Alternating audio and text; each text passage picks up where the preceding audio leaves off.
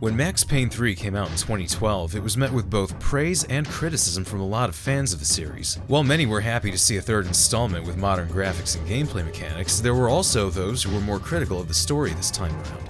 This was the first game to not have any involvement from Remedy, with Rockstar having full creative control this time around. Sam Lake was the writer of the first two games, but Dan Houser, the main writer of Grand Theft Auto, Red Dead Redemption, and other Rockstar titles, wrote Max Payne 3. One of the first major things done with the series under Rockstar was the fact that a majority of the game is now set in Sao Paulo, as opposed to the first two games where almost all of the action took place across New York. Going to Brazil was a big change in scenery for the series, one in which players who got used to the perpetual nighttime where it was always either constantly snowing or constantly raining, now had to get used to the fact that the sun actually exists in the Max Payne universe. Even though Rockstar did include a few levels that were definitely meant to be throwbacks to the days when Max was shooting at a bunch of Sopranos rejects, they weren't even set in New York City, they were in New Jersey. Which I guess kind of makes sense. I mean, I doubt Max could really afford to live in New York anymore if he's living like this in New Jersey. And honestly, I think it also makes sense that they'd want to change things up at least a little bit for another entry in the franchise, and changing the location of the game is certainly one way to keep things fresh. But did you know that Brazil was not the original place that Max Payne 3 was going to be set? According to one of the artists who made these 4 pieces of concept art for the game during its early development, Max Payne 3 was originally going to take place in Russia. Here's how we found out about all of this. A user on GTA forums called Apollo Thunder came across these 4 pictures that were designed in 2005 by an artist who used to work for Rockstar named Johannes Muke, the lead concept artist at Rockstar Vienna. Attached to these images were the names Boris, the Angel, the Butcher, and Motorcade. Initially, this was thought by some to have been early concept art for GTA 4. I can see why they'd come to that conclusion. After all, GTA 4 was in the early stages of development around 2005, so the concept art being drawn up for the game around this time would fit the development timeline.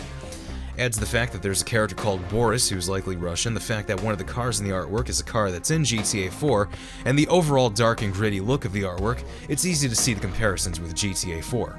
But this all changed when Apollo Thunder contacted the artist and received a message back telling them that this was originally artwork that was made for Max Payne 3.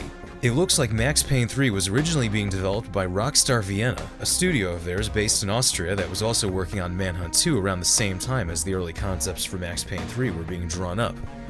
This just goes to show that Max Payne 3 was planned and in the works for much earlier than a lot of people might have thought. The original reveal was in 2009, but obviously the Vienna studio had ideas for a third title years before. So what happened to Max Payne 3 in the Russia setting? Well, in May 2006, the Vienna studio was shut down by Take-Two Interactive. The employees apparently received no warning about this. They just showed up to work one day thinking everything was fine until they tried to get into the building and were then told by security to leave because the studio was shut down. A lot of employees were pretty pissed about this, and they talked about this in blog posts and interviews with gaming websites detailing their frustrations with the company over this decision and how none of this was brought to their attention before they suddenly lost their jobs, as well as how over 50 people who worked at Vienna were never credited for their work on Manhunt 2.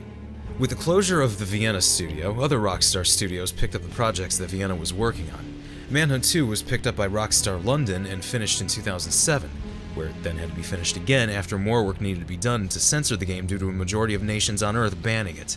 Max Payne 3 went to Rockstar North. Given that North was responsible for the development of the Grand Theft Auto series and helped out with Red Dead Redemption, it wouldn't surprise me if they decided to place Max Payne 3 on the back burner for a long time until after they were pretty much done with everything else, and even then the game became a collaborative effort between North and all of Rockstar's other studios. Sometime between 2005 and 2009, the decision was made to change the setting of the game from Russia to Brazil. Whether or not this was a decision by Rockstar North or one that was made by Vienna before they were shut down is unknown. What we also don't know is what the story would have been about when the game was in its Russia stages of development. To make a long story short, in the Max Payne 3 that we got, Max is his usual miserable self, who this time gets caught up with a bunch of lost Jersey Shore cast members who happen to be mafia goons. He meets a guy in a bar that he doesn't even remember, despite supposedly going to the police academy with him, and needing a place to escape the situation in New Jersey, he trusts the random guy at the bar enough to go to Brazil with him, where he finds work as a bodyguard for the Brazilian answer to the Kardashians. And even though he's not very good at his job, he ends up uncovering an entire organ harvesting ring using people kidnapped from the slums, which is being perpetuated by one of the members of this wealthy family. So even though almost all of them die under his watch, it kind of balances itself out in the end. That was the gist of Max's story in Sao Paulo, but what would have happened if the game was set in Russia instead? Would the story follow the same general path, except to have a Russian setting instead of a Brazilian setting? I could sort of see it happening. If a general outline of the story had already been drawn up by Vienna, just replace all the Russian-spoken lines with Portuguese lines and figure out all the other equivalencies between Russia and Brazil from there. Instead of being set in the favelas, maybe we'd have a section of the game set in one of those rundown Soviet-era apartment blocks. But if this wasn't the story that they had in mind to begin with, then who knows what it would have been. How do you guys think the story would have turned out if it was set in Russia? Do you think it'd be similar to the Max Payne 3 that we got, or would it have been its own distinct storyline? Maybe one tied to the Russian mob or associates of Vladimir Lem somehow. And what about the atmosphere and feel of the game? A lot of people thought that Max Payne 3 lost a lot of the noir feeling that the first two games had, and they thought it didn't look gritty enough. Personally, I disagree with that. Just because the game is set in a warmer climate where it's mostly sunny doesn't mean that it's automatically some sort of paradise where there's no grit to be found. But I can see why some would think that a Russian setting would probably maintain the same dark and dreary atmosphere as the first two games, and a lot of people probably would have complained less.